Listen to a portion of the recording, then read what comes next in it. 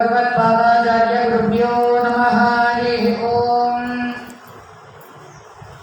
नारायणं सर्वं जगदेकनाथं भक्तप्रियं सकललोकनमस्कृतं च त्रैगुण्यवर्जितमजं विभुमाद्यमीशं वन्दे भवद्यमपराधरसिद्ध्यवन्द्यम्। वेदे रामायणे चैव पुराणे भारते तथा आदावन्ते च मध्ये च विष्णो सर्वत्र गीयते।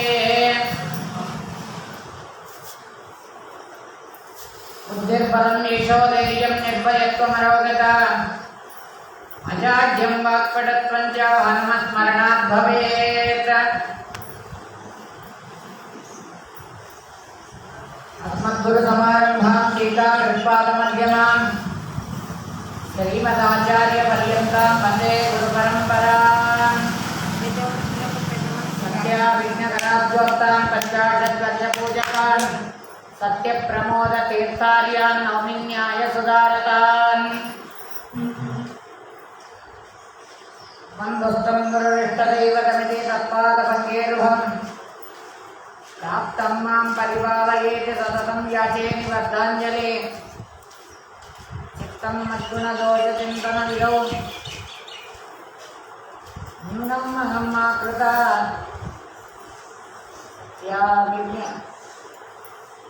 सत्यात्माद्य गुरोत्तदङ्गिरियुगलं नित्वान् मे सद्गतिः।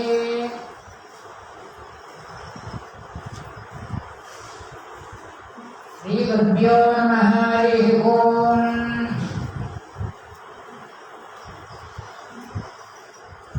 పూర్వవృత్తాంతమందు వాసుకి తన చెల్లెలైనటువంటి జరత్కారు దగ్గర వెళ్ళి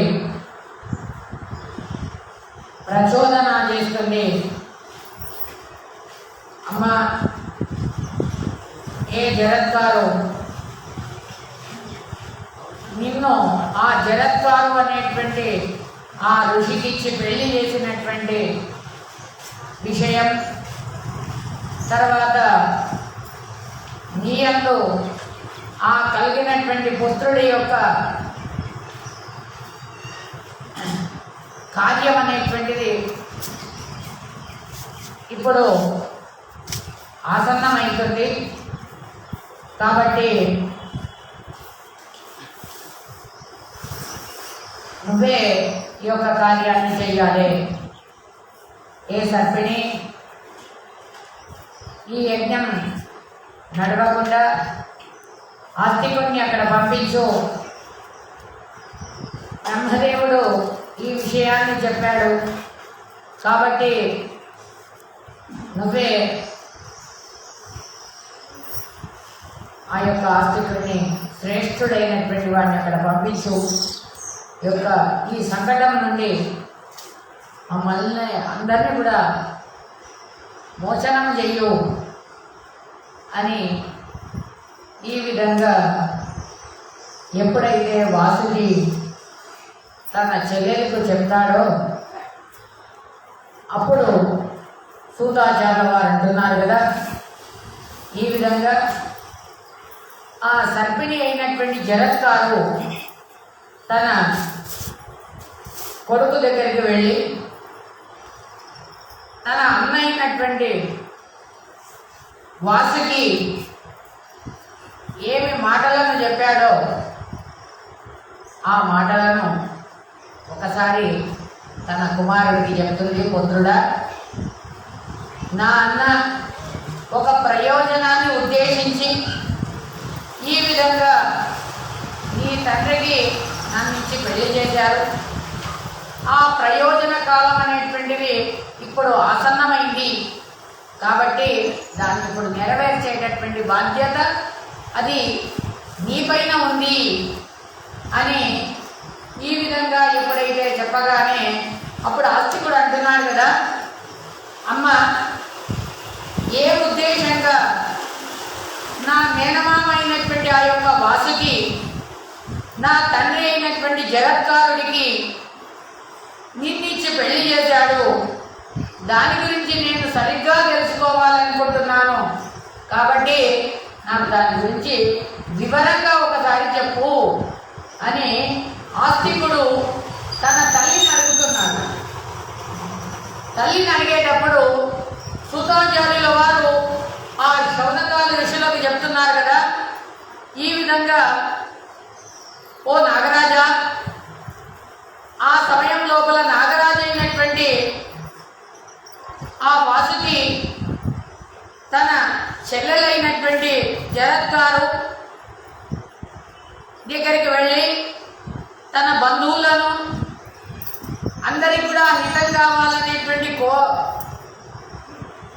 కోరిక చేత మనస్సు లోపల ధైర్యాన్ని తెచ్చుకొని ఈ విధంగా మాట్లాడుతున్నాడు కదా. చూడు, ఆ తల్లి అయినటువంటి కద్రుదేవి ఈ విధంగా కోపంతోని శాపమిచ్చింది, శపించింది. ఎప్పుడైతే ఆ శపించగానే ఆ సమయం లోపల వినతతోని ఎందుకు అలా జరిగింది అని అంటే, కద్రు వినతలు ఒక పణం కట్టిండ్రట, ఒక షర్టు కట్టిండ్రు. ఏమి ఆ షరటు అంటే, ఎప్పుడైతే అమృత మథనం చేసినప్పుడు ఆ ఉచ్చైస్త్రవ అనేటువంటి గుర్రం వచ్చిందో, ఆ మందర పర్వతం నుండి వచ్చినటువంటి ఆ ఉచ్చైస్త్రవ అనేటువంటి గుర్రం, ఆ ఉచ్చైస్త్రవ అనేటువంటి గుర్రం ఎలా ఉంది? అది శ్వేతవర్ణంతో ఉంది, పూర్తిగా శ్వేతంగా ఉంది. కానీ అప్పుడు ఆ వినత ఆ కద్రు అంటున్నది కదా, దాని తోక మాత్రం నల్లగా ఉంది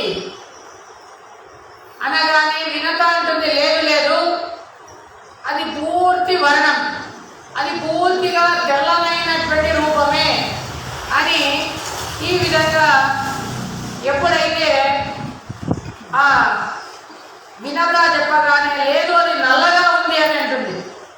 కానీ నిజంగా నల్లగా లేదు, అది తెల్లగానే ఉంది.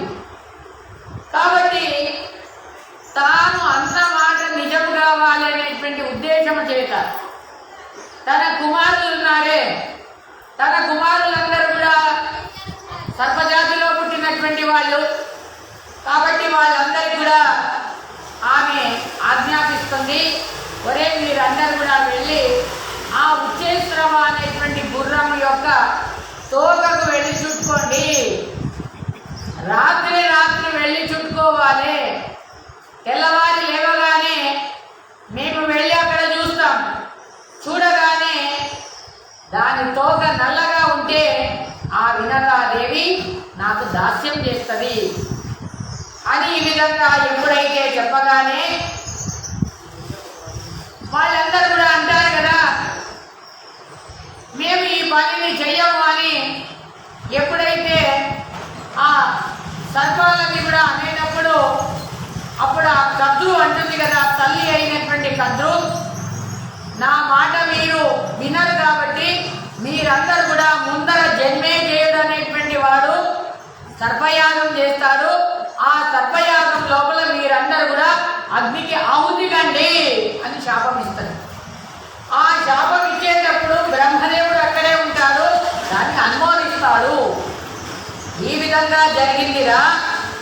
కాబట్టి ఆ జన్మేదేవి యొక్క అగ్ని లోపల మీరందరూ కూడా మరణం పొందండి, యమలోకానికి చేరండి అనే విధంగా ఎప్పుడైతే చెప్పగానే బ్రహ్మదేవుడు అదే విధంగా కానని దాన్ని అనుమోదించగానే బ్రహ్మదేవుడి యొక్క మాటలను విని వాసుకి అమృత మథనం లోపల సహాయం చేసినటువంటి వాడు, అమృత మథనం లోపల తాను ఆ యొక్క మందర పర్వతానికి తానే సహకారం చేశాడు. కాబట్టి ఆ దేవతల దగ్గరికి వెళ్ళినాడు, శరణాగతుడైనాడు. వాసుకి శరణాగతుడై అంటున్నాడు కదా, స్వామి దేవతల్లారా మీరందరూ కూడా అమృతం తాగినారు కాబట్టి మీకు మరణమే లేదు, కాబట్టి మేమేం చేయాలి? ఈ విధంగా మా తల్లి అయినటువంటి కద్రుదేవి మాకు శాపం ఇచ్చింది మీరందరూ కూడా ఆ జన్మేజయుడి యొక్క యాగం లోపల, సర్పయాగం లోపల మీరందరూ ఆహుతి కండి అగ్ని లోపల అని ఈ విధంగా ఎప్పుడైతే ఆమె శాపం ఇచ్చిందో ఏమి చేయాలి అని భయపడుతుండేటప్పుడు అప్పుడు వాళ్ళందరూ కూడా బ్రహ్మదేవుడి దగ్గరికి వెళ్తారు. సర్పరాజు అయినటువంటి యొక్క వాసుకి కూడా అక్కడికి వెళ్తాడు. దేవతలతో కలిసి బ్రహ్మదేవుడి దగ్గరికి వెళ్ళి బ్రహ్మదేవుడిని ప్రసన్నీకరించుకుంటారు. బ్రహ్మదేవుడు ఆ యొక్క జరిగినటువంటి ఆమె శాపం ఇచ్చేటప్పుడు తాను అక్కడే ఉంటాడు. అప్పుడు ఆయన ఏమంటాడంటే, దేవతలందరూ కూడా అంటున్నారు కదా స్వామి, ఈ నాగరాజు ఈ వాసుకి బంధువుల సహితంగా తాను నాశనం చెందుతాడు, ఆ సర్పయాగం లోపల దుఃఖితుడవుతున్నాడు స్వామి. తన తల్లి ఇచ్చినటువంటి ఆ యొక్క శాపం ఈ విధంగా, ఆ శాపం ఏ విధంగా నివారణ అవుతుంది దాని గురించి చెప్పండి అని అడగగానే అప్పుడు బ్రహ్మదేవుడు అంటున్నాడు కదా, ఒరే ముందర జరత్కారు అనేటువంటి ఒక మహర్షి వస్తాడు. ఆ ఋషి జరత్కారు అనేటువంటి భార్యను తాను పెళ్లి చేసుకుంటాడు. ఆమె యందు ఒక అగ్ని సదృశమైనటువంటి ఒక కుమారుడు కలుగుతాడు. ఆ కుమారుడే నువ్వురా ఆస్తికుడివి అనే విధంగా చెప్తారు. దేవతలకు సమానుడైనటువంటి వాడు. ఈ విధంగా అప్పుడు ఆ సమయం లోపల ఆ జరత్కారుకు పెళ్లి చేసి ఇచ్చాడు. ఎవరో నీ మేనమామ. ఈ విధంగా అన్ని సర్పాలకు ఈ సంఘటన అంతా కూడా తెలుసు. ఈ విధంగా వాళ్ళందరూ కూడా భయపడుతున్నారు. ఆ సమయం లోపల మోచన ఏ విధంగా జరుగుతుంది అనగానే, నీ అభిప్రాయం ఏమి చెప్పు ఏ పుత్రుడా అని అడగగానే, ఈ విధంగా చెప్పగానే ఆస్తికుడు అంటున్నాడు కదా, అమ్మా మీరేమి కూడా భయపడవలదు. ఆ మేనమామకు చెప్పండి, ఆయనకు కూడా దుఃఖం చెందవద్దని చెప్పండి. ఆ పండగ శ్రేష్ఠుడైనటువంటి ఓ వాసుకి ఈ మహాఘోరమైనటువంటి యొక్క శాపం నుండి నేను మిమ్మల్ని రక్షిస్తాను, నేను సత్యవచనం చెప్తున్నాను అని అంటాడు ఆ యొక్క ఆస్తికుడు. ఈ విధంగా ఆ మహానుభావుడైనటువంటి వాడు ఈ విధంగా ఎటువంటి ఆటంకం వచ్చినా కానీ కూడా నేను మిమ్మల్ని ఆ ఆటంకం నుంచి మిమ్మల్ని తప్పిస్తాను, భయ ఉత్పాదనలు వచ్చినా కానీ కూడా దాని నుండి మిమ్మల్ని తప్పిస్తాను అని ఈ విధంగా నేను ప్రయత్నం చేస్తాను మీకు శ్రేయస్సు కలగాలని అని అంటున్నాడు. నేను హాస్యంకైనా కానీ కూడా అసత్యమాడను. నేను ఎల్లప్పుడూ కూడా అసత్యమే లేదు నా యందు. జరత్కారు యందు కూడా ఎల్లప్పుడూ కూడా అసత్యమే లేదు. ఆయన హాస్యం చేసేటప్పుడు కానీ పడుకునేటప్పుడు కానీ ఎప్పుడు కూడా అసత్యం ఆడలే.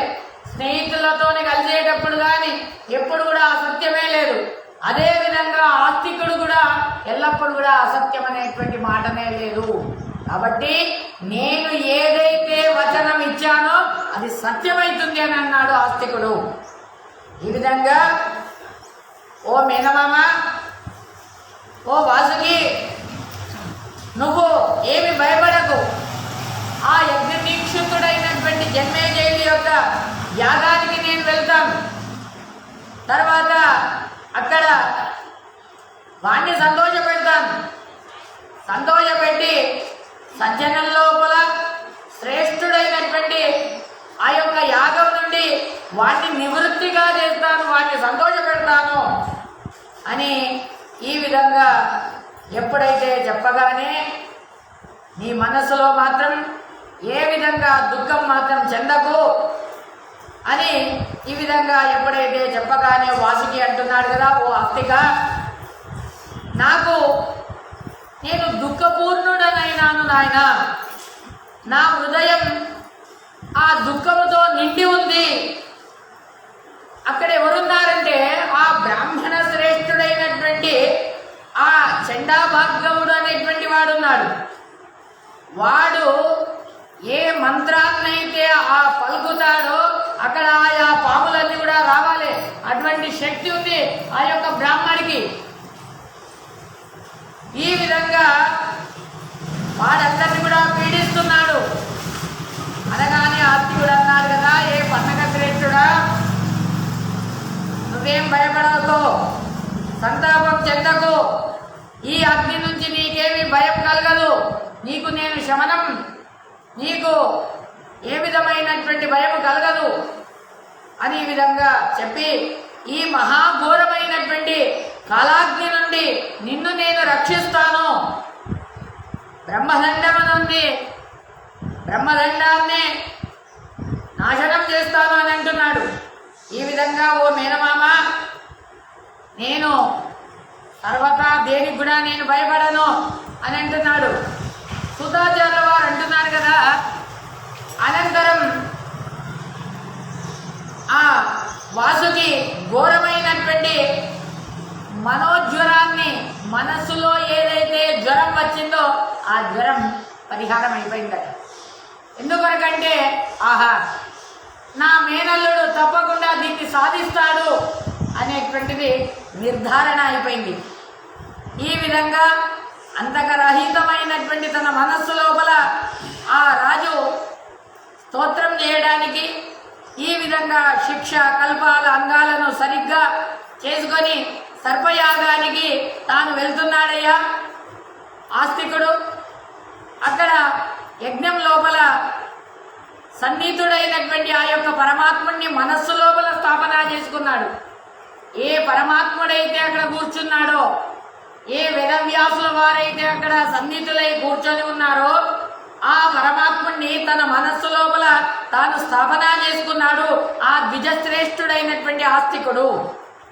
ఈ విధంగా ఆ శ్రేష్టమైనటువంటి సర్పాలను మోచనం చేయడానికి కొరకని ఈ విధంగా అన్ని గుణాలతో సంపన్నుడైనటువంటి ఆ యొక్క జన్మేజయుడి యొక్క యాగానికి తాను శీఘ్రంగా వెళ్తున్నాడట.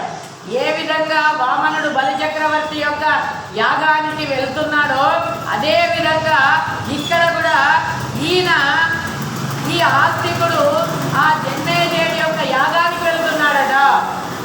వెళ్తుండగానే అక్కడ ఆ సర్పాలన్నీ కూడా దాంట్లో అగ్ని లోపల ఆహుతి అవుతున్నాయి. ఈ విధంగా అనేకమైనటువంటి సదస్సులు అందరూ కూడా అక్కడ కూర్చొని ఉన్నారు. యజ్ఞశాల లోపల దీక్షితులై ఉన్నారు. ఆ సమయం లోపల ఆస్తికుడు వచ్చాడు. ఆస్తికుడిని రాగానే ద్వారపాలకులు ఎవరు కూడా లోనికి రాకూడదు అని మొదలే జన్మేజయుడు చెప్పాడు. ఎందుకొరకంటే స్థపతి అనేటువంటి వాడు చెప్పాడు, ఒక బ్రాహ్మడి చేత ఈ యొక్క యజ్ఞం ఇది ఆగిపోతుంది అని చెప్పాడు. కాబట్టి ఎవరిని కూడా లోపల రానియొక్కని ఆ యొక్క ద్వారపాలకులకు మొదలే చెప్పేశాడు. కాబట్టి ఆ ద్వారపాలకులు అంటున్నారు కదా, మీరు ఎవ్వరు కూడా లోనికి వెళ్ళకూడదు అనగానే తాను బయటనే నిలబడి ఆ రాజుగారిని కీర్తిస్తున్నాడు. ఈ విధంగా ఆ రాజుగారిని స్తోత్రం చేస్తున్నాడు. గుణవంతుడైనటువంటి వాడు ఆ ద్విజశ్రేష్ఠుడు ఆ యజ్ఞశాలను సమీపించి తర్వాత అక్కడ సదస్సులు మరియు అగ్నిని స్తోత్రం చేస్తున్నాడట. అగ్నిదేవుడిని స్తోత్రం చేశాడు. అక్కడ ఉండేటటువంటి సదస్సులను అందరినీ కూడా స్తోత్రం చేస్తున్నాడట. ఆస్తికుడు అక్కడ ప్రశంస ఏ విధంగా చేస్తున్నాడట, ఓ మహారాజా, వెనుక ప్రయాగ లోపల చంద్రుడు కూడా ఈ విధంగా యజ్ఞాన్ని చేశాడు. అదేవిధంగా వరుణుడు కూడా యజ్ఞం చేశాడు. బ్రహ్మదేవుడు కూడా యజ్ఞం చేశాడు. భరత కులోత్పన్నుడైనటువంటి ఆ యొక్క పరీక్షిత్తు మహారాజా, జన్మేజయ, నువ్వు కూడా ఈ యొక్క యాగం చేస్తున్నావే, ఈ యాగము ఆ చంద్రుడు చేసినటువంటి యాగం లాగా, వరుణుడు చేసినటువంటి యాగం లాగా, బ్రహ్మదేవుడు చేసినటువంటి యాగం లాగా ఉంది అని ఈ విధంగా ఆయనను కీర్తిస్తున్నాడు. ఈ విధంగా నీకు మంగళమగుగాక అని అంటున్నాడు. అదేవిధంగా ఇంద్రుడు ఆ 100 యాగాలను చేశాడట. ఈ విధంగా ఆ పురూరవుడు ఈ విధంగా ఆయన కూడా 100 సంఖ్యాకమైనటువంటి యజ్ఞాలను చేశాడు. ఈ విధంగా ఓ భరత కులోత్పన్నుడైనటువంటి ఓ పరీక్షిత్తు రాజు గారి యొక్క కుమారుడైనటువంటి ఓ జన్మేజయుడా, నువ్వు కూడా ఈ యజ్ఞం ఎలా ఉంది అనంటే ఆ ఇంద్రుడి యొక్క యాగం లెక్క ఉంది. ఆ పురూరవుడి యొక్క పురూహ అనేటువంటి రాజుగారు 100 యజ్ఞాలు చేసినటువంటి వైభవం ఎలా కనిపిస్తుందో అలా ఉంది నీ యొక్క యజ్ఞము అని అంటున్నాడు. అంతేకాదు శ్రీహరి లోపల లగ్నాన్ని, నీ మనస్సుని శ్రీహరి లోపల బుద్ధిని అన్నింటిని కూడా ఆయన అంతే ఉంచినావు. ఆయన తర్వాత యమదేవుడు కూడా సాక్షాత్ యమదేవుడే యజ్ఞాన్ని చేశాడు. ఈ విధంగా ఆ రాజైనటువంటి రంతిదేవుడు కూడా చేశాడు. ఈ విధంగా యమదేవుడు చేసినటువంటి యజ్ఞం ఎలా ఉందో, ఆ రంతిదేవుడు చేసినటువంటి యజ్ఞం ఎలా ఉందో, ఏ భరత కులోత్పన్నుడైనటువంటి ఓ జన్మేజయుడా, నీ యాగం కూడా అలాగే ఉంది నాయనా అని విధంగా ఆయనను ప్రశంస చేస్తున్నాడు. నీకు మంగళమవుగా కాదంటున్నాడు. అదే కాదు ఆ గయుడు చేసినటువంటి యజ్ఞం, శతబిందు అనేటువంటి రాజు చేసినటువంటి యజ్ఞం, ఆ కుబేరుడు చేసినటువంటి ఆ యజ్ఞం అది ఎలా ఉందో ఆ యజ్ఞం లాగా ఉంది నాయన ఈ యొక్క యజ్ఞము అని ఈ విధంగా నీకు మంగళమవుగాక అని ఈ విధంగా ఆయనను కొண்டாడుతున్నాడు, కీర్తిస్తున్నాడు. అదేవిధంగా వెనక అజమీరుడు అనేటువంటి నుర్గరాజు ఆయన ఒక యాగాన్ని చేశాడు. అదేవిధంగా ఆ దశరథుల కుమారుడైనటువంటి శ్రీరామచంద్రుల వారు ఆయన యాగం చేశారు. ఆ యాగం ఎలా ఉందో, నృగరాజు చేసినటువంటి యాగం ఎలా ఉందో, ఏ భరత కులోత్పన్నుడైనటువంటి ఏ పరీక్షిత్తు రాజు గారి యొక్క కుమారుడా, నీ యొక్క యాగం కూడా అలా ఉంది నాయన అని యొక్క ఆస్తికుడు ఆయనను ప్రశంస చేస్తున్నాడు. దేవత ఈ విధంగా ఆ యుధిష్ఠిరుల వారి యొక్క యాగం యజ్ఞం దేవలోకం లోపల ప్రఖ్యాతమైంది. అదేవిధంగా ఏ భరత కులోత్పన్నుడైనటువంటి ఏ పరీక్షిత్తు రాజు గారి యొక్క కుమారుడా, నీ యజ్ఞం కూడా ఈ విధంగా ప్రఖ్యాతిగాంచింది నాయన అని చెప్తున్నాడు. సత్యవతి సుతులైనటువంటి ఆ యొక్క వాసిష్ఠ కృష్ణులు వేదవ్యాసుల వారు తమ పూజను తామే చేసుకున్నారు. ఈ విధంగా ఈ యొక్క ఆ కర్మను యజ్ఞాన్ని చేసినారు. ఈ విధంగా ఏ భరత కులోత్పన్నుడైనటువంటి ఏ జన్మేజయుడా, ఈ యజ్ఞం కూడా అలాగే ఉంది అని వేదవ్యాసుల వారు తమ పూజను తామే చేసుకున్నారనంటే ఇది లోక శిక్షార్థం కొరకు. ఎందుకొరకంటే అందరూ కూడా ఈ యొక్క యజ్ఞాన్ని చేయాలి అనేటువంటి ఉద్దేశం చేత యజ్ఞ భోక్తృలైనటువంటి వాళ్ళు ఈ విధంగా వేదవ్యాసుల వారు కేవలం వాళ్ళు ఋషులు గారు, నారాయణులే, సాక్షాత్ భగవంతుడే అనేటటువంటి దాన్ని ఇక్కడ సూచన చేసినారు. ఈ విధంగా ఆ సూర్యాగ్నికి సమానులైనటువంటి తేజస్సు గల వారైనటువంటి ఇంద్రుడి యొక్క యజ్ఞం లోపల కూర్చున్నటువంటి సదస్సులందరూ కూడా ఇంద్రుడి యొక్క సదస్య ఆ యొక్క యజ్ఞం లోపల ఏ విధంగా కూర్చున్నారో నీ యజ్ఞం లోపల కూడా ఈ యొక్క సదస్సులందరూ కూడా కూర్చున్నారు స్వామి. ఏ విఘ్నాలు రాకుండా చూస్తున్నారు స్వామి. అపరోక్షిత జ్ఞానం కానీ పరోక్షిత జ్ఞానం కానీ ఈ విధంగా వాళ్ళు ఆ జ్ఞానాన్ని పొందినటువంటి వాళ్ళందరూ కూడా ఉన్నారు నీ యొక్క యజ్ఞం లోపల. ఈ విధంగా అన్ని లోకాలలో వేదవ్యాసుల వారికి సమానులైనటువంటి ఏ ఋత్వికులు లేరు. ఈ విధంగా ఇది నిశ్చయమైనటువంటి అభిప్రాయం. వేదవ్యాసుల వారంటే సాక్షాత్ భగవంతుడే. ఆ భగవంతుడే నీ యొక్క యజ్ఞం లోపల తాను నిరీక్షిస్తూ కూర్చొని ఉన్నాడు స్వామి, ఇంకేం కావాలి అనే విధంగా ఆయనను కొண்டாడుతున్నాడు. నీ యజ్ఞం లోపల ఇంకా ఎవరెవరున్నారో తెలుసా? విభావసు, చిత్రభాను, మహాత్మ, హిరణ్యరేఖ, ఉదబక్క, కృష్ణవత్మ, ప్రదక్షిణావర్తశిఖ, ప్రదీప్త ఈ విధంగా ఈ యొక్క నామాలతోని శృతి స్మృతుల లోపల ప్రశంస చేసేటటువంటి ఈ యొక్క అగ్నిదేవుడు ఈ విధంగా తాను యొక్క ఈ అవ్యాన్ని తాను భోగం చేస్తున్నాడయ్యా, భుంజిస్తున్నాడు. ఓ జన్మేజయ, నీకు సమానుడైనటువంటి వాడు ఇంకొకడు లేడు అని ఆస్తికుడు వాడిని ప్రశంస చేస్తున్నాడు. నువ్వు ధైర్యవంతుడవి, నువ్వు ఎల్లప్పుడూ కూడా మనస్సును అందరికి కూడా మెప్పింపజేసేటటువంటి వాడివి. నువ్వు ఆ ధర్మరాజు గారికి, యమధర్మరాజు గారికి సమానుడైనటువంటి వాడివి అని ఈ విధంగా చేతి లోపల వజ్రాన్ని తీసుకొని 3 లోకాలను పాలన చేసేటటువంటి ఇంద్రుడిలాగా ఉన్నాము స్వామి అని ఈ విధంగా ఆయనను ప్రశంస చేస్తున్నాడు. ఖట్వాంగుడు, నాభాగుడు, దిలీపుడు, ఆ ఖట్వాంగుడికి నాభాగుడు, దిలీపుడు వాళ్లకు సమానుడైనటువంటి వాడివి.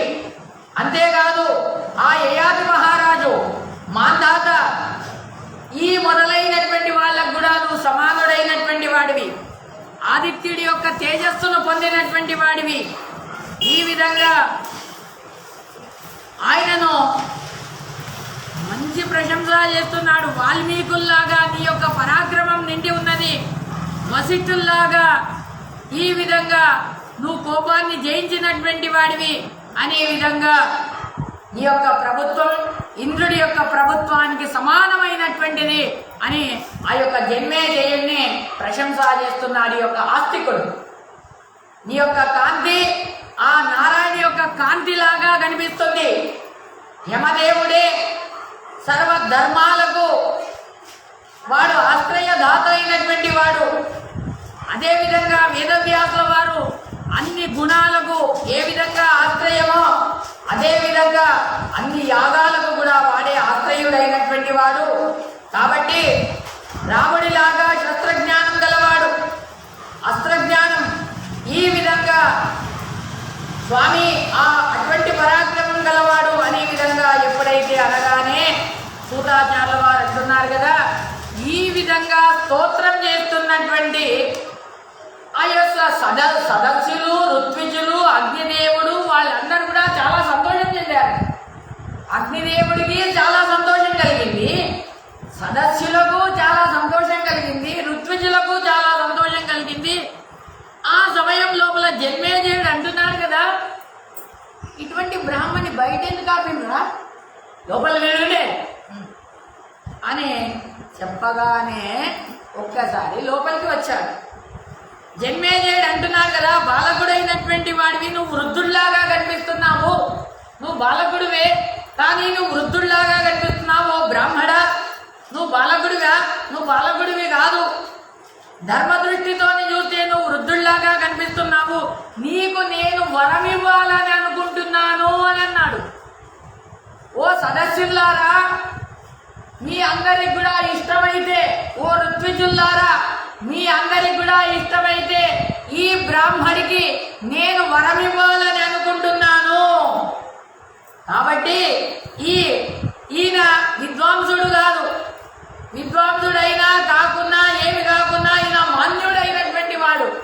కాబట్టి ఈయనకు నేను ఒక వరాన్ని ఇవ్వాలని అనుకుంటున్నాను, మీ అందరికీ ఒప్పికనేనా అని ఈ విధంగా సదస్సులను, ఋత్విజులను అందరినీ అడగగానే ఆ సమయం లోపల సూతాచార్యుల వారు అంటున్నారు కదా, స్వామి మీరు ఏదైతే ఆ వరం ఇవ్వాలని వెళ్తున్నారో ఆ సమయం లోపల చాలా సంతోషం కలిగిందట, మా అందరికీ చాలా సంతోషం కలిగింది. ఈ విధంగా సరే అనగానే అప్పుడు ఆయన అంటున్నాడు కదా జన్మేజయుడు, సరే తక్షకుడు రావడం లేదేమే, తక్షకుడు ఎక్కడున్నాడు? ఈ యొక్క కర్మ సమాప్తి కావాలంటే తక్షకుడు రావాలి, తక్షకుడు వస్తే ఈ యొక్క కార్యం అనేటువంటిది పరిపూర్ణంగా అయిపోతుంది అని ఈ విధంగా నా యొక్క విశేషమైనటువంటి ద్వేషానికి పాత్రుడైనటువంటి వాడు ఆ యొక్క తక్షకుడే. కాబట్టి ఓ ఋత్విజుల్లారా, మీ యొక్క బల సామర్థ్యాన్ని, మీ యొక్క మంత్ర బలాన్ని చెప్పండి, ఈ విధంగా శాస్త్రాలన్నీ కూడా తిరగవేయండి అని ఈ విధంగా చెప్తున్నాడు. తక్షకుడు ఎక్కడ ఉన్నాడు అనగానే తక్షకుడు స్వామి భయపీడితుడయ్యాడు. ఇంద్రుడి యొక్క ఇంట్లో ఉన్నాడు స్వామి అని అన్నారు. ఈ విధంగా తర్వాత యజ్ఞభూమిని వదిలేసి వృద్ధుడైనటువంటి లోహితాక్షుడైనటువంటి వాడు ఈ విధంగా సంతోషంతో బ్రాహ్మణులందరూ కూడా సత్యవాదులైనటువంటి వాళ్ళు ఈ విధంగా సురక్షితంగా వాడు అక్కడ వాసం చేస్తున్నాడు స్వామి. అగ్నిదేవుడిని అన్నాడు కదా, పిలు అగ్నిదేవుడు వాడిని దహించాలి అని అనగానే అప్పుడు ఆ ఇంద్రుడు తాను జన్మే ఆ యొక్క తక్షకుడికి వరం ఇచ్చాడు, నిన్ను కాపాడుతాను అని. కాబట్టి ఆ హోత్రు పిలుస్తున్నాడు, మంత్రం చెప్పాడు. ఆ మంత్రం లోపల అంత పవర్ ఉన్నది, ఆకర్షణ శక్తి ఉంది. ఆ ఆకర్షణ శక్తితోని హోత్రు అవధానం చేసేటటువంటి మంత్రాలతోని ఇంద్రుడిని ఆహ్వానం చేస్తున్నాడు.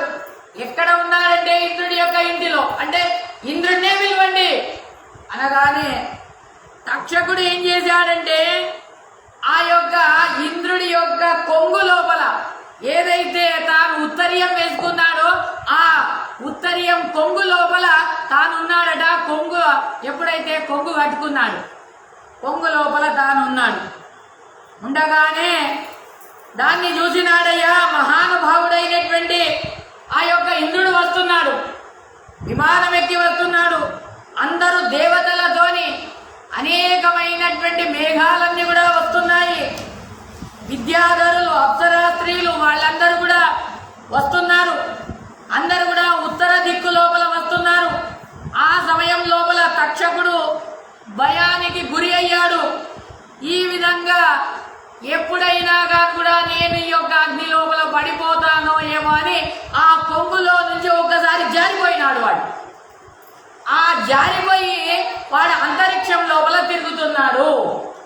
ఈ విధంగా ఓ బ్రాహ్మణులారా, ఆ తక్షకుడు ఎక్కడ ఉన్నాడు అని ఈ విధంగా మళ్ళీ అడగగానే ఆ తక్షకుడు ఎక్కడ ఉన్నా కానీ కూడా ఈ అగ్ని లోపల పడుగాక అని ఈ విధంగా ఎప్పుడైతే అంటున్నారో సుధాచార్యుల వారు అంటున్నారు కదా, తక్షకుడి యొక్క విషయం లోపల జన్మేజయుడు ప్రేరణ చేస్తున్నాడు హోత్రువుకు.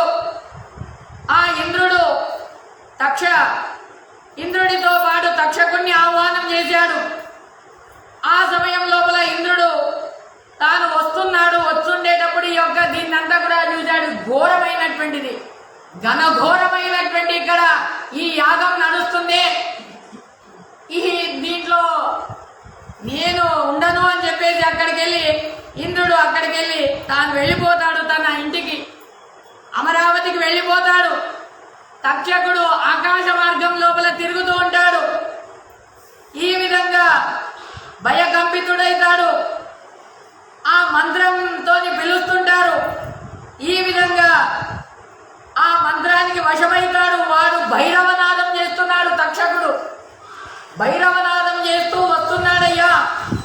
ఆ సమయం లోపల దేహమంతా కూడా నాశనం అయిపోతుంది. ద్విజశ్రేష్ఠులు అందరూ కూడా అంటున్నారు కదా. ఈ విధంగా అప్పుడు స్వామి ఆ బ్రాహ్మడికి వరం ఇస్తానని అన్నారు కదా. ఆ తక్షకుడైతే వస్తున్నాడు, బ్రాహ్మడైతే మరి ఆయనకు వరం ఇస్తానని అన్నారు కదా, మీరిప్పుడు వరం ఇవ్వండి అని ఆ యొక్క సదస్సులు అందరూ కూడా అనేటప్పుడు ఆ బాలరూపాన్ని ధరించినటువంటి ఆ యొక్క ఆస్తికుడు అంటున్నాడు కదా, నీ అభిష్టం ఏంటిది నాయన, నీ అభిష్టం కోరుకో, నీ అభిష్టం ప్రకారంగా నేను నెరవేరుస్తాను అని అనగానే ఇంకా తక్షకుడు అగ్ని లోపల పడాలి. ఆ సందర్భం లోపల అప్పుడు ఆస్తికుల వారు జన్మేజయుడు అడుగుతున్నాడు, నీకేం వరం కావాలో కోరుకో, నేను ఇప్పుడు వరాన్ని ఇస్తాను, ఈ యొక్క సత్రాన్ని ఇంతకే ఆపేస్తాను అనగానే అప్పుడు అంటున్నాడు కదా, ఈ యొక్క ఏ సర్పము కూడా అగ్ని లోపల పడకూడదు, ఏ సర్పము కూడా ఈ అగ్ని లోపల పడకూడదు, ఇదే నాకు కావాలి వరం అని అంటున్నాడు. ఈ విధంగా అప్పుడు అంటున్నాడు కదా, సువర్ణం కావాలన్నా, రజతం కావాలన్నా, గోవులు కావాలన్నా, ఏమన్నా వస్తువులు కావాలన్నా, ఏం కావాలన్నా కోరుకో అని ఆ యొక్క ఆస్తికుడిని అడగగానే నాకు సువర్ణం వద్దు, రజతం వద్దు, గోవులు వద్దు, ఏం వద్దు, ఈ సత్రం ఇంతకీ ఆగిపోని, ఈ యొక్క యజ్ఞం ఇంతకీ ఆగని, నా యొక్క తల్లి వంశము అది క్షేమంగా ఉండని అని ఈ విధంగా అంటున్నాడు. ఆస్తికుడు ఈ విధంగా చెప్పగానే జన్మేజయుడు అంటున్నాడు కదా, పునః అంటున్నాడట జన్మేజయుడు, ఓ ద్విజశ్రేష్ఠుడా, మంగళ స్వరూపుడా, వేరే ఏదైనా వరాలను కోరుకోరా, ఓ భృగునందన నేను నీకు ఇస్తానురా ఆస్తిక, వేరే ఏదైనా వరాలను అడుగు అని ఈ విధంగా అనేటప్పుడు అక్కడ వేదవ్యాసుల వారు సదస్సులు వాళ్ళందరూ కూడా కూర్చున్నారు. ఏ రాజా, నువ్వు ఆయనకు వరం ఇస్తానని అన్నావు, ఆ వరం పూర్తి చెయ్యాలి అని ఈ విధంగా అంటున్నారు. వరం ఇవ్వు అనగానే బ్రాహ్మణి యొక్క మాటలను విన్నారు. ఆస్తికుడు అంటున్నాడు కదా, చూడు నాకు ఇష్టార్థం పూర్తి చెయ్యు అనగానే అప్పుడు ఆ ఇష్టార్థం పూర్తి చేస్తున్నాడయ్యా. ఈ విధంగా ఆ సర్పం అక్కడనే ఆగిపోయింది. తక్షకుడు అంతరిక్షం లోపలనే ఆగిపోయినాడు. ఈ విధంగా ఆ శౌనకాది ఋషులందరూ కూడా అడుగుతున్నారు కదా, ఆ సర్పయాగం లోపల అగ్ని లోపల ఏ ఏ సర్పాలు పడ్డాయి, ఇంతవరకు ఎన్ని సర్పాలు పడ్డాయి, ఏ ఏ సర్పాలు పడ్డాయి, వాటి యొక్క నామాల గురించి చెప్పండి స్వామి అని ఈ విధంగా అడిగేటప్పుడు వేత్తలైనటువంటి ఆ యొక్క శౌనకుడా వినవయ్య, దాని లోపల 1000 సంఖ్యాకమైనటువంటివి, అంతేకాదు 1000, ఆ 10,000, తర్వాత కోట్ల సంఖ్యాకమైనటువంటి పాములన్నీ కూడా దాంట్లో పడ్డాయి నాయన అని విధంగా అవి పెంచడానికే అసంఖ్యాకమైనటువంటివి పాములు అని చెప్తున్నాడు. దాంట్లో ఎన్ని వర్ణాలు ఉన్నాయి? నీలవర్ణంతో ఉండేటటువంటివి, రక్తవర్ణంతో ఉండేటటువంటివి, శ్వేతవర్ణంతో ఉండేటటువంటివి, మహాఘోరమైనటువంటివి, తర్వాత ప్రబలమైనటువంటి విషముతో కలిగి ఉండేటటువంటి ఆ యొక్క సర్పాలన్నీ కూడా ఆ యాగం లోపల, ఆ సర్పయాగం లోపల పడ్డాయి నాయన. ఆ యొక్క అగ్ని లోపల అవుతి అయినాయి.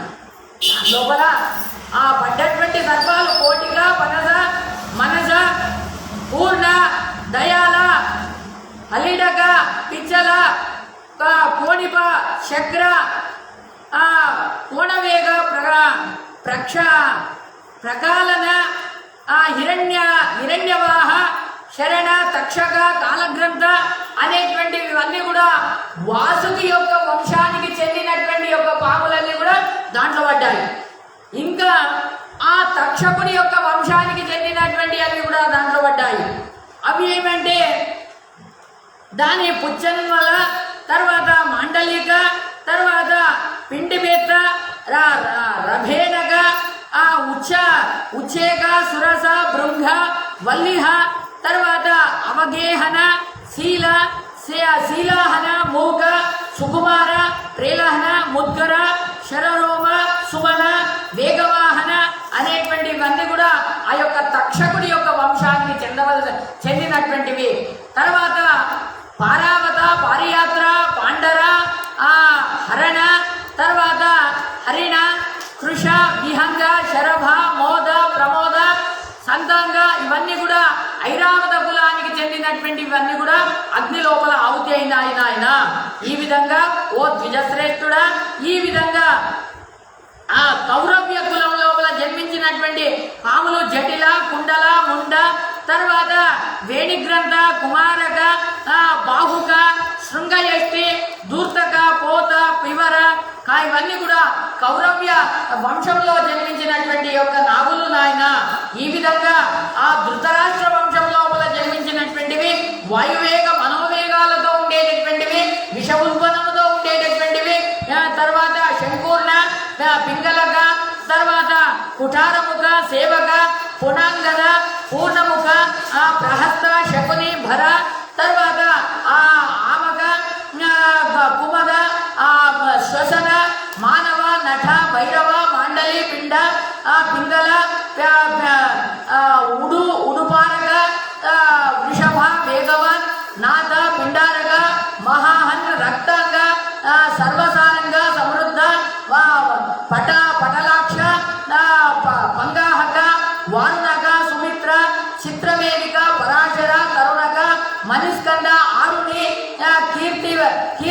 ధన అనేటువంటివి ఇవన్నీ కూడా ఈ ధృతరాష్ట్ర అనేటువంటి కులానికి చెందినటువంటివి అనే విధంగా ఈ సర్పాలన్నీ కూడా అపారమైనటువంటివి, అసంఖ్యాకమైనటువంటివి అనే విధంగా దాని యొక్క పుత్రులు, పౌత్రులు, ప్రపౌత్రులు వీళ్ళందరూ కూడా దాని లోపల అగ్ని లోపల ఆహుతి అయినారు నాయన. అనే విధంగా ఆ యొక్క సర్పాలు ఎలా ఉన్నాయంటే కొన్ని ఆ యొక్క 2 పడగల పాములు, తర్వాత ఈ విధంగా 7 పడగల పాములు, తర్వాత ఈ విధంగా 8 పడగల పాములు, తర్వాత 12 పడగల పాములు, తర్వాత 10 పడగల పాములు, 100 పడగల పాములు, తర్వాత 1000 పడగల పాములు, ఈ విధంగా అవన్నీ కూడా విషపూరితమైనటువంటివి, అవన్నీ కూడా అగ్ని లోపల ఆహుతి అయిపోయినాయి నాయన. ఈ విధంగా మహాశరీరాన్ని ధరించినటువంటి తర్వాత పర్వత శిఖరం లాగా ఉండేటటువంటి ఆ యొక్క పాములన్నీ కూడా ఆ ఎత్తైనటువంటివి, చాలా పొడవైనటువంటివి అవన్నీ కూడా ఆ యొక్క అగ్ని లోపల ఆహుతి అయినాయన అనే విధంగా చెప్పిన తర్వాత సూతాచార్యుల వారు అంటున్నారు కదా, ఆస్తికుడి విషయం లోపల పరీక్షిత్తు మహారాజు గారు ఎప్పుడైతే వరాన్ని అడిగి ఈ విధంగా ఆశ్చర్యమైనటువంటి ఘటనను నేను చెప్తున్నానో, ఇంద్రుడి చేతిలో నుండి జారిపోయినటువంటి ఆ యొక్క తక్షకుడు ఎప్పుడైతే ఆకాశం లోపల నిలబడి ఉన్నాడో జన్మేజయుడు చింతాక్రాంతుడైనాడట. ఆ తర్వాత ఆ యొక్క దీప్తమైనటువంటి అగ్ని లోపల మంత్రపూర్వకమైనటువంటి ఆహ్వానం చెప్పేటప్పుడు భయభీతుడై తాను తక్షకుడు అప్పుడు ఆ కమార్గం లోపలనే ఎందుకు నిలబడ్డాడు, తక్షకుడు అగ్ని లోపల ఎందుకు పడలేడు అని ఈ విధంగా అప్పుడు ఆ శౌనక ఋషులు అంటున్నారు కదా, ఓ సుధాచార్య వారు మీకు చెప్పింది నిజమే, ఎందుకు మరి వాడు పడలేదు, దాని గురించి అంతా కూడా మీరు మాకు చెప్పండి అని అనగానే అప్పుడు ఇంద్రుడి చేతిలో నుండి జారిపోయినటువంటి ఆ యొక్క పన్నగ శ్రేష్ఠుడైనటువంటి ఆ యొక్క తక్షకుడు అప్పుడు ఆస్తికుడు ఏమన్నాడంటే ఆ తక్షకుడిని నిలబడు నిలబడు నిలబడు అని 3 సార్లు అన్నాడట. తక్షకుడు వచ్చేటప్పుడు నిలబడు నిలబడు నిలబడు అని అన్నాడు. ఈ విధంగా 3 సార్లు చేతి చూపెట్టాడు.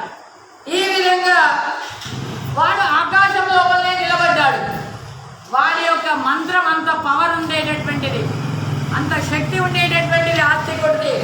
ఈ విధంగా వాడు అంతరిక్షం లోపలనే వాడు నిలబడి ఉన్నాడు నాయన. ఈ విధంగా ఆస్తికుడు ఈ విధంగా యొక్క ఆ యజ్ఞాన్ని పరిసమాప్తి చేశాడు. అందరికి కూడా సంతోషదాయకమైంది. ఈ విధంగా ఈ మాట సత్యమైపోయింది. తర్వాత ఈ విధంగా రాజు అంటున్నాడు కదా, నీకేం నాకు చాలా సంతోషం కలిగింది అనే విధంగా అన్ని చోట్ల కూడా సుఘోష మంచి ఘోష వినిపిస్తుంది. పాండవ వంశంలో పుట్టినటువంటి ఈ యొక్క పరీక్షిత్తు మహారాజు గారి యొక్క కుమారుడైనటువంటి జన్మేజయుడి యొక్క యజ్ఞము పరిసమాప్తమైంది అని ఈ విధంగా భరత వంశం లోపల జన్మించినటువంటి యొక్క ఆ జన్మేజయుడికి సంతోషమైంది. ఆ సమయం లోపల ఋత్విజులు, సదస్సులు, అక్కడ వచ్చినటువంటి బ్రాహ్మణులు అందరికీ కూడా వాళ్ళందరికీ బంగారు నాణ్యాలను, ఆ బంగారు నాణ్యాలంటే ఏ విధంగా 100 సంఖ్యలు 1000 సంఖ్యాకలైనటువంటి ఆ యొక్క ఆ ధనాన్ని, ఆ సువర్ణాలను వాళ్ళకి ఇచ్చాడట. ఈ విధంగా తర్వాత ఆ స్థపతిని పిలిపించాడు. ఏ స్థపతి, నువ్వు ఎప్పుడైతే ప్రారంభంలో అనేది ఆగిపోతుందని చెప్పినావు కదా, కాబట్టి నీకు కూడా ఇస్తాను కదా దక్షిణ అని ఆయనకు కూడా పిలిచి ఆయనకు కూడా ఆ యొక్క దక్షిణాన్ని ఇచ్చాడు. ఈ విధంగా అనంతరం రాజుగారు విధిపూర్వకంగా అపవృత స్నానాన్ని చేశాడట ఆస్తికుడికి. తర్వాత తనకు మంచి సత్కారం చేశాడట ఆస్తికుడికి ఆ జన్మేజయ రాజు. ఈ విధంగా తర్వాత బహు సంతోషమైంది. తర్వాత కృతకృత్యుడయ్యాడు. స్వామి, నేను ధన్యుడనయ్యాను, కృతకృత్యుడనయ్యాను అని ఆస్తికుడు అంటున్నాడు కదా. పునః సరే నేను రాజ్యానికి వెళ్తాను అని ఈ విధంగా, నువ్వు రాజ్యానికి వెళ్ళు అని ఈ విధంగా అనగానే అప్పుడు ఆ జన్మేజయుడు అంటున్నాడట, స్వామి నేను ముందర అశ్వమేధ యాగాన్ని చేస్తాను. అశ్వమేధ యాగం లోపల మీరు అక్కడ సదస్సులు కావాలి, మీరు రావాలి తప్పకుండా ఆస్తికుడు అన్నాడట, తప్పకుండా నేను మీరు చేసేటటువంటి ఆ అశ్వమేధ యాగానికి వస్తాను అని చెప్పేసి వాళ్ళకి ఆశ్వాసన ఇచ్చాడు. అక్కడికి వెళ్ళి వెళ్తున్నారయ్యా. ఈ విధంగా తన కార్యాన్ని సాధించుకొని తర్వాత పరమ సంతుష్టుడై తర్వాత తన తల్లి దగ్గరికి వచ్చి తన మేనమామ దగ్గరికి వచ్చి వాళ్ళకు నమస్కరించి జరిగినటువంటి ఘటన అంతా కూడా వాళ్ళకు నిరూపించి తర్వాత ఆ నాగాలకు ఆ పాములకు భయం లేకుండా చేసి వాళ్ళందరినీ కూడా సంతోషపెట్టినటువంటి వాడు ఈ యొక్క ఆస్తికుడు అని ఈ విధంగా అప్పుడు ఎప్పుడైతే అనగానే అప్పుడు వాళ్ళందరూ అంటున్నారు కదా, నీకేం వరం కావాలనో కోరుకో ఆస్తిక అని అంటున్నారు. ఈ విధంగా అప్పుడు పునః అనేక రీతులుగా స్తోత్రం చేస్తున్నారు. ఓ విద్వాంసుడా, నీకు ఎట్లా మేము ప్రీతి చెయ్యాలి?